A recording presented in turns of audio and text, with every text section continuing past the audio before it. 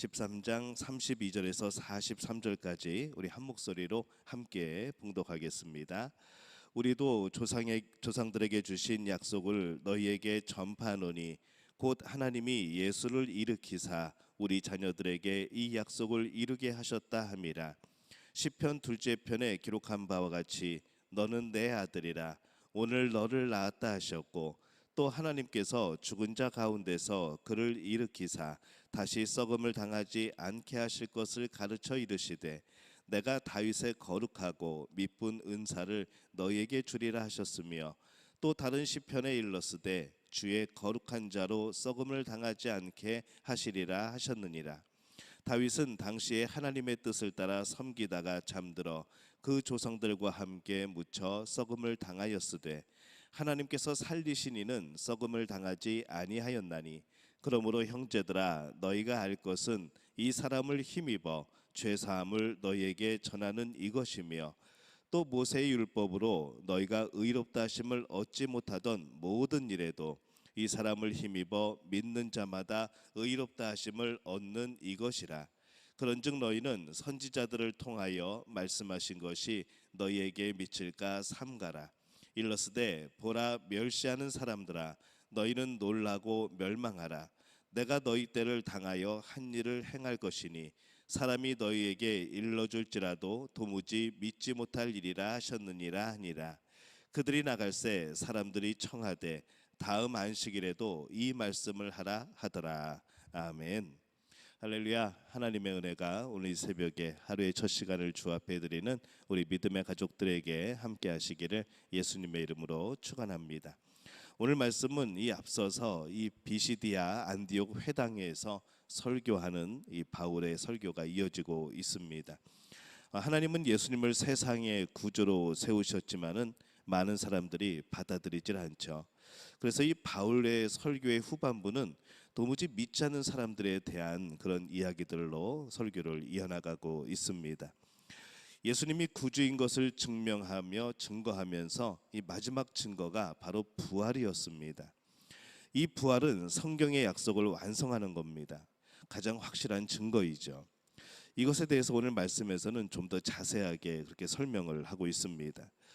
우리가 이 부활을 생각해 보게 될 때에 이 세상에는 참 별의별 일이 많이 일어나지만은 또 수많은 나라와 수많은 사람들이 살아가기 때문에 그 속에서 정말로 희한한 일들이 많이 일어나지만은, 그런데 그 중에 한 번만 일어난 사건이 있습니다. 그것이 바로 부활이라는 것이죠. 이 부활이라는 것은 모든 사람들이 관심 있어 할 만한 아주 중요한 그런 논의의 주제이기도 했습니다. 모든 사람의 로망이죠. 영원히 죽지 않는 것, 죽었다가도 다시 살아나는 것. 근데 이 부활하였다는 이 세상 사람들 중에서 부활하였다는 사람의 소식을 들은 적이 없습니다. 그런데 예수 그리스도 그분이 부활을 하십니다. 이 참 놀라운 일이죠. 이것이 정말 확실한 증거가 아니냐라는 겁니다. 예수님이 부활하셨다는 것은 단순히 한 사건이 일어났다는 것으로 끝나지가 않습니다.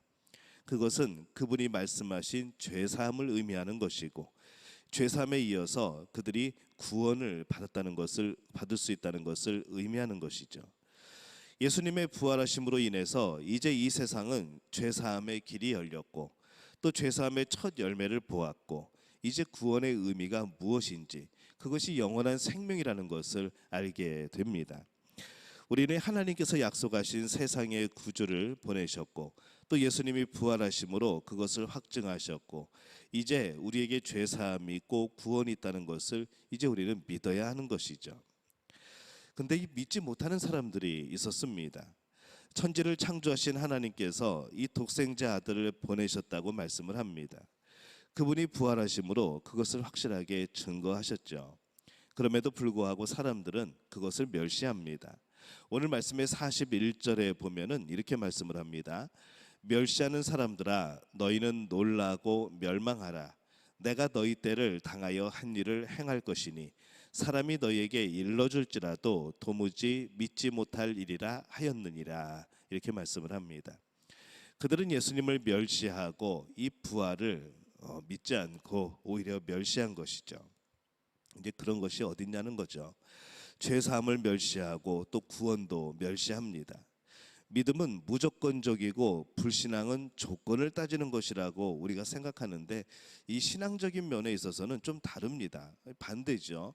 믿음은 우리가 성경 말씀에서 볼 때 굉장히 합리적입니다. 불신앙이 무조건적인 것이죠.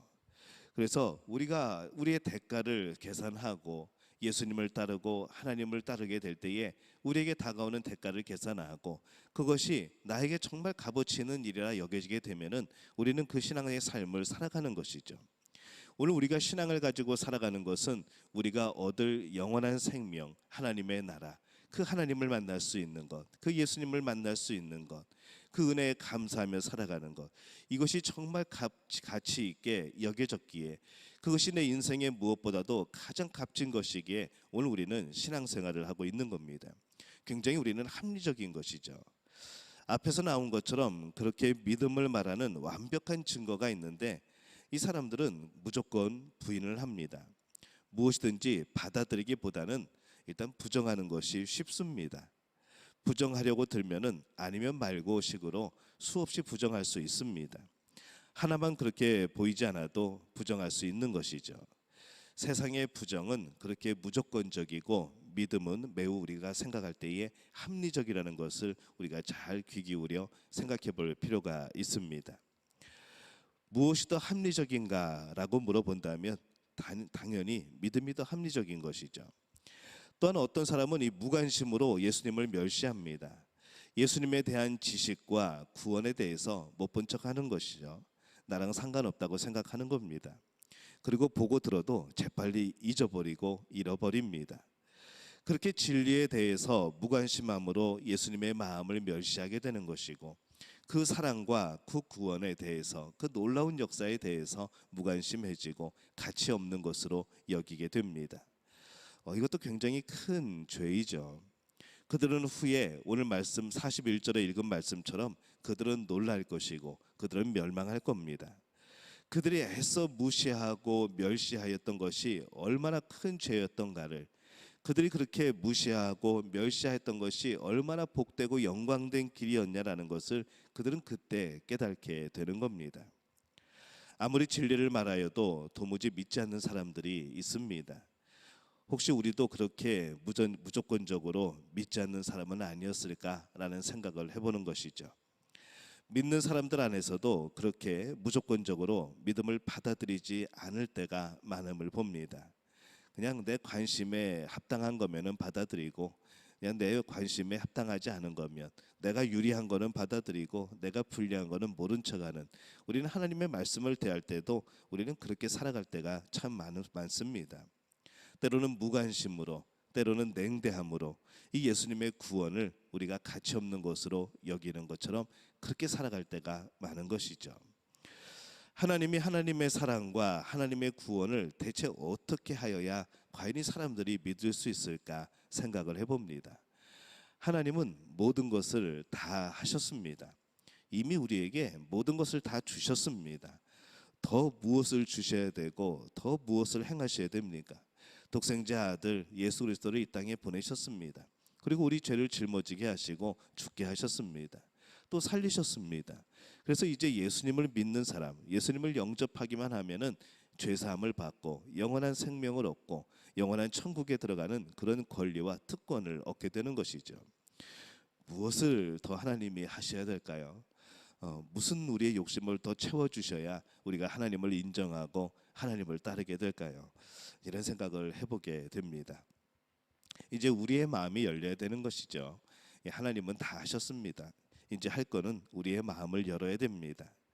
그리고 이제 무조건적으로 믿음을 멸시하는 그런 자세가 아니라 잘 따져보며 주의하여서 이 영적인 일에 생각할 줄 알고 또 영적인 일을 분별할 줄 아는 그런 사람이 되어야 될 줄로 믿습니다.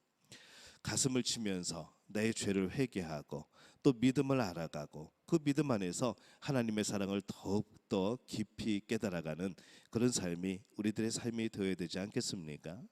오늘 우리 믿음의 가족들은 어떤 삶을 살아가고 계십니까? 하나님이 베풀어 주신 것이 아직도 부족합니까?